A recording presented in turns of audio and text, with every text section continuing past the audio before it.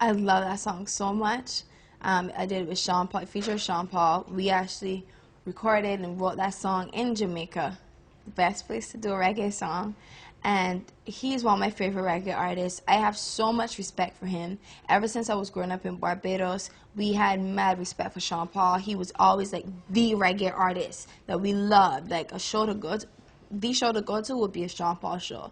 And to have the opportunity to work with him and have a song with him on my album, such an honor, such a blessing.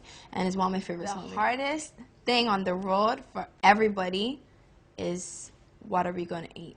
Because it's obviously easier for everybody else. They're like, anything, anything, anything. Rihanna, I'm like, oh no. Is there Fridays? Is there McDonald's?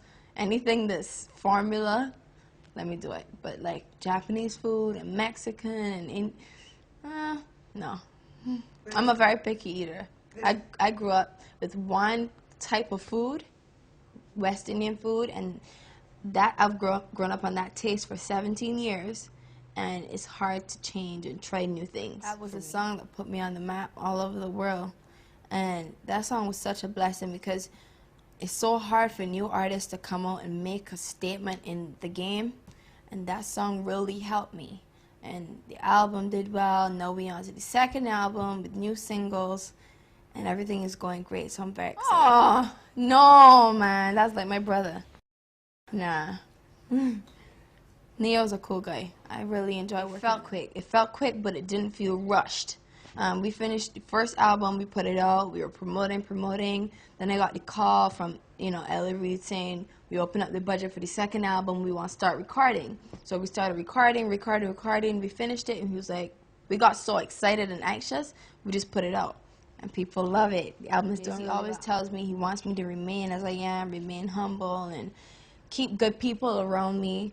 And I asked him one day, I was like, you're Jay-Z. You obviously had a lot going on. How do you stay humble? And he said his friends. And that was so amazing to me. He said his friends are the ones who kept him humble.